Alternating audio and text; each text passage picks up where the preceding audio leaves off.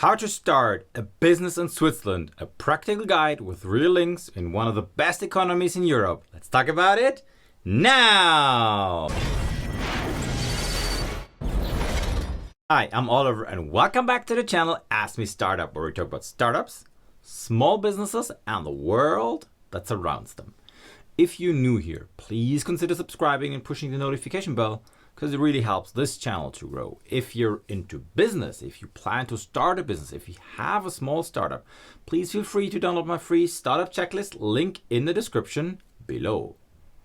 Now today I want to talk to you about a very practical guide on how to start a business in Switzerland.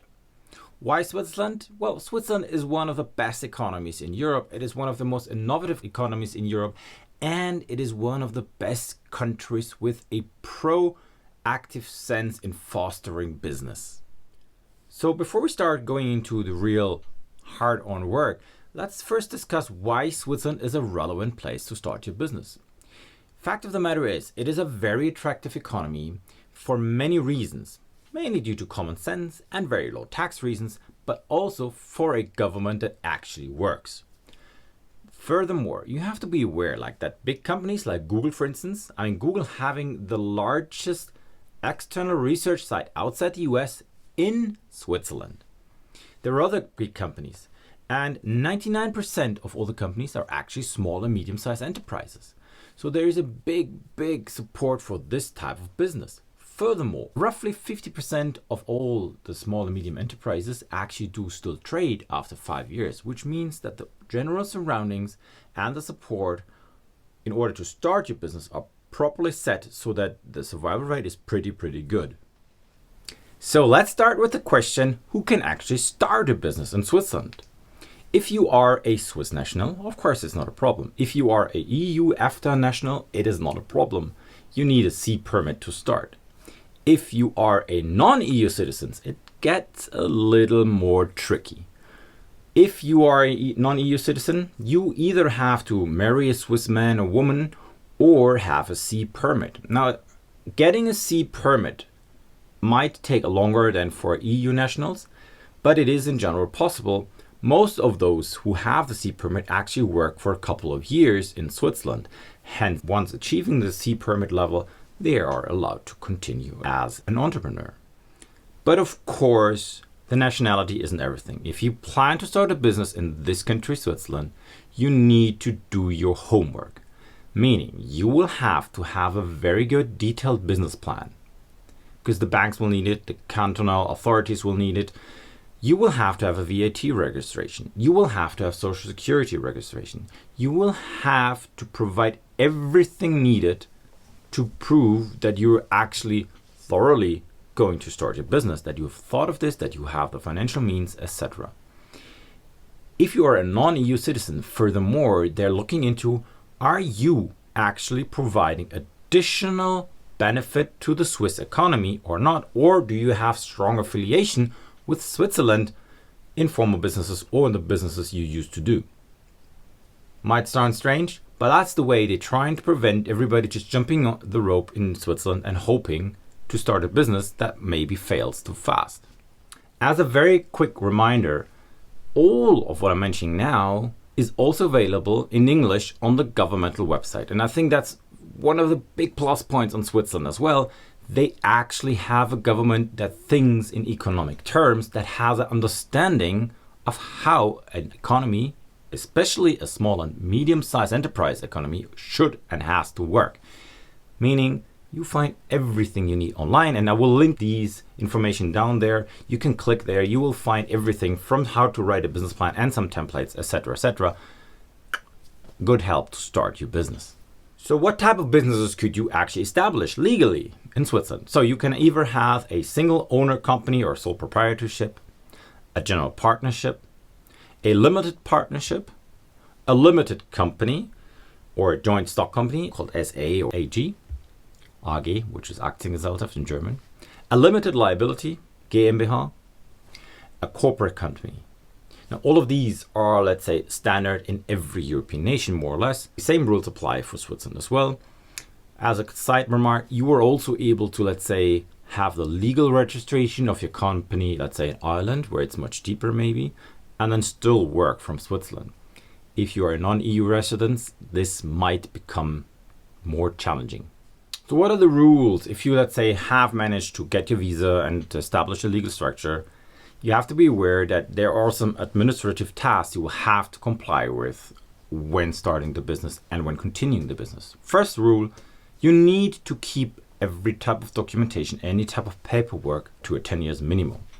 This means this is really essential because I have seen the authorities come to our company and take a look at them. It's not a fun thing if you don't have the paperwork ready over that period of time. Furthermore, you need financial reports, which is quite obvious. And those financial reports, depending on the legal structure, have to contain a certain amount of content. As some cornerstones, I'm going to read out some basic information so that you get an idea when an annual audit is necessary and mandatory.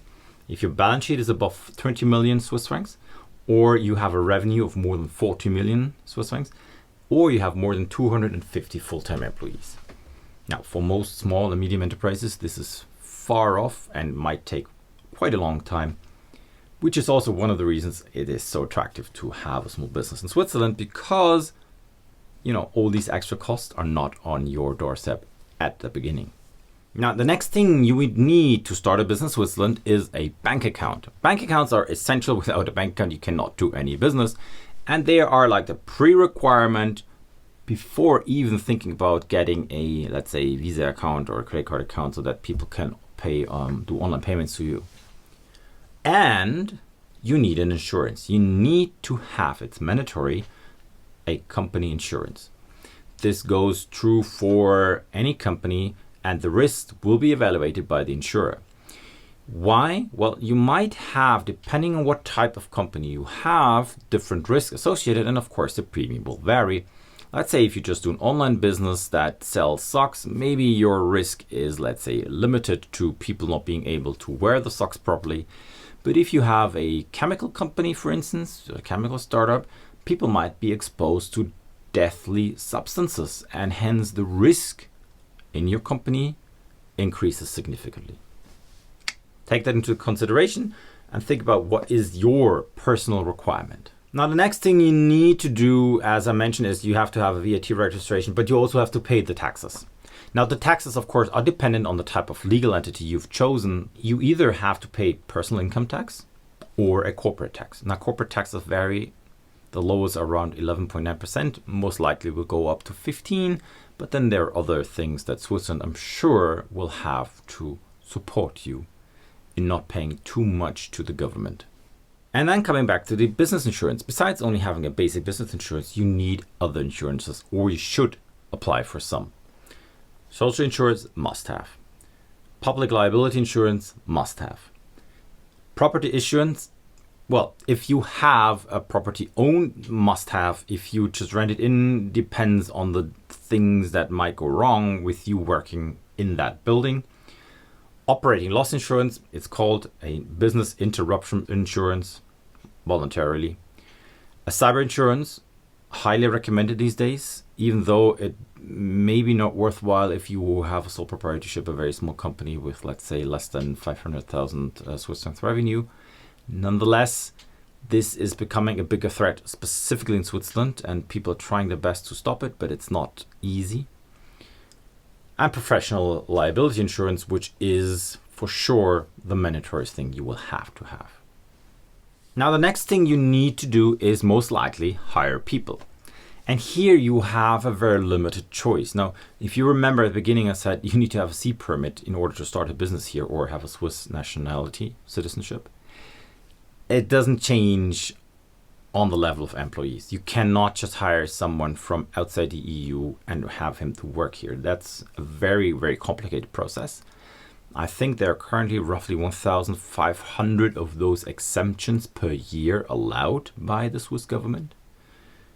And companies like Google take up like 50 to 60% of them. So you can already see it gets very administratively complicated, and the Swiss actually do not want foreign workers to work here.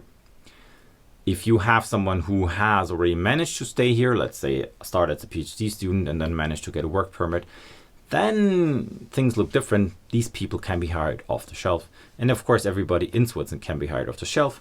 Remember, Switzerland is a high wage country, low taxes, but the salaries are quite substantial. Is it good or bad? I think it pays off for most companies, but you should be aware that you can't just hire anyone you feel like happy, except they have the proper visa requirements set.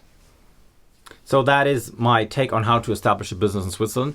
To be honest, it doesn't differ too much from other countries. What I think is really relevant that you take a look at the SME website. I'm going to show it to you here. You can see there's so many sorts of different information. It's really, really helpful that you take your time to read through those, because no matter if you plan to do your business in Switzerland or not, this is so useful, and it's true for everywhere in the world.